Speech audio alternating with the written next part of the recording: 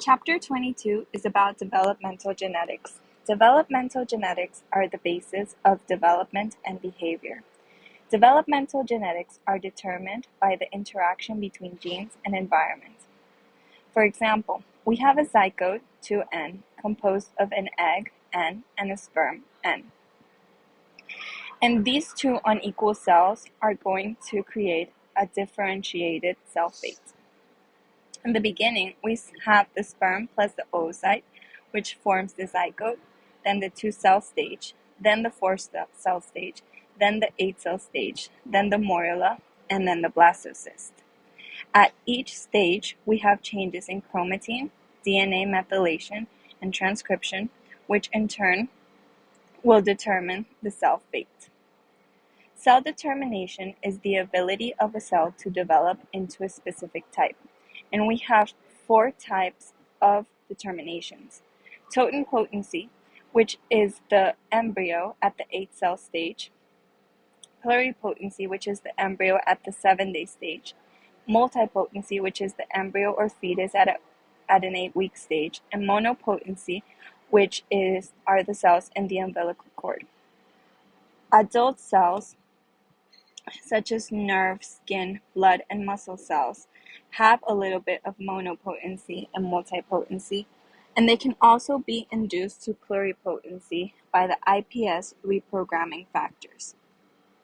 The adult cell now becomes an IPS cell, and this IPS cell can be replicated to cells that form part of the endoderm, which becomes lung, thyroid, or pancreatic tissue, mesoderm, which become part of the cardiac, skeletal, kidney, and smooth muscle tissue, or ectoderm, which are the cells that form neurons, skin cells, or pigment cells.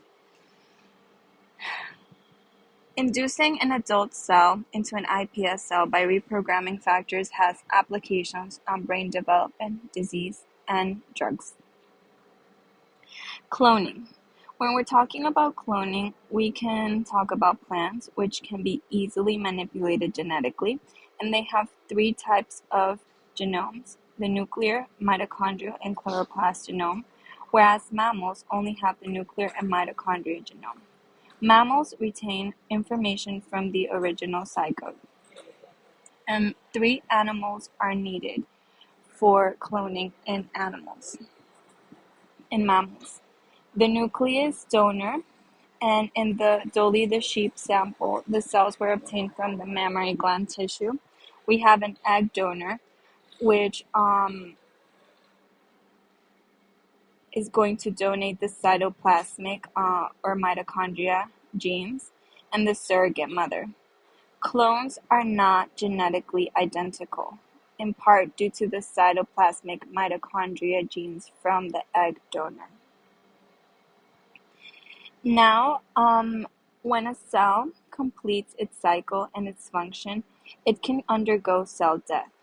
It can undergo cell death in one of 2 ways: necrosis, which is not genetically determined, and it usually occurs after a lesion, inflammation, burn, trauma.